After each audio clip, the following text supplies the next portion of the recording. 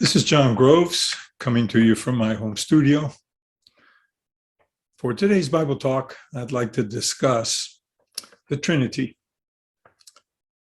And you'll say, why do you choose this subject, John? After all, it's not a topic that directly arises within the Bible. It's not a topic that's discussed there. There are aspects that later came to form the Trinity as we understand it today, or even as it was understood in the early years of Christianity, but it's not formally a topic that arose within the Bible itself. And the reason why I've selected this topic for discussion is because Charles Fillmore, in his wisdom, defined the Trinity metaphysically in both the Metaphysical Bible Dictionary and the Revealing Word. So it's very clear that even though the Trinity was not part of the Bible, it very much is part of the mindset of traditional Christians. And Charles Fillmore wanted to address the metaphysical aspects of the Trinity as they came to influence our thinking in unity.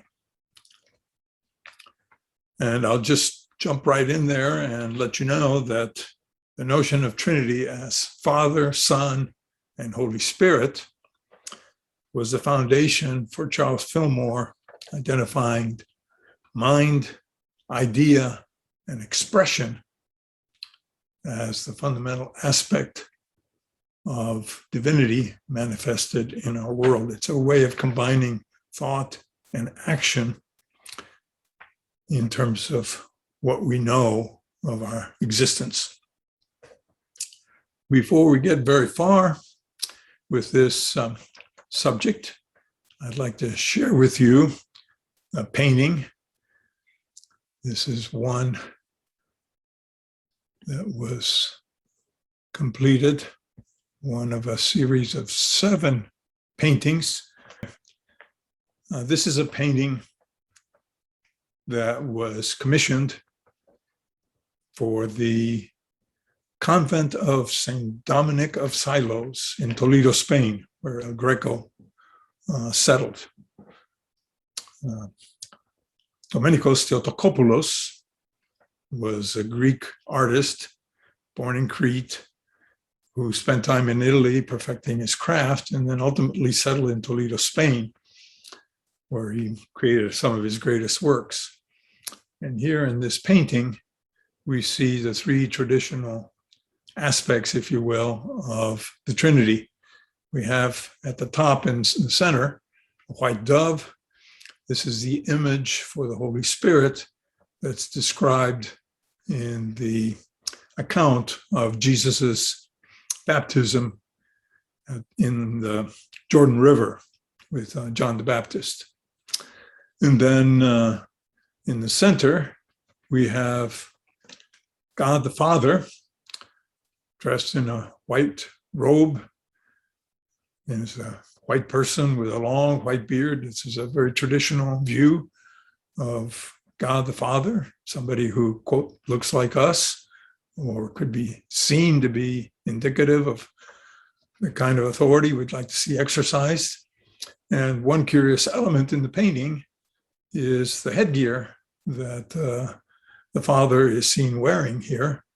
And that's referred to as the mitre simplex. It's one of the many pieces of headgear that the Pope has worn over the many centuries that the papacy has been in existence. And it's simply a mitre indicative of the office in its humblest form. So here we can see the painting directly associated with Roman Catholicism, and with the third figure of Christ in a moribund state, because this is, after all, the condition he was in during his crucifixion. So here we see these 3 figures together, assembled with a host of angels surrounding them in heaven. And there's a radiance that just glows from the figures from behind the dove itself. identifying the majesty of the scene. And this was meant to create a visual appeal for believers as to the magnificence, the omnipresence of the Trinity in our lives.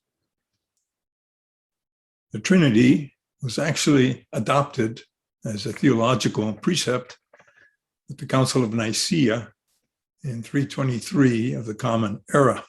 It was later revised as a later council in 381. And you may be familiar with the 19th century hymn, Holy, Holy, Holy, music by John Dykes and the text by Reginald Heber. The last line is God in three persons, blessed Trinity, just almost as if we could just take it for granted that this is the nature of God. I think this is the reason why Fillmore saw fit to appropriate the notion of a triad and incorporate that into his notion of mind-idea expression as the manifestation of all creative thought that is divinely inspired. So for now, let's leave the topic and come back to it next week when we can discuss more of the biblical antecedents behind this, this notion. And until then, I'm signing off. Thank you.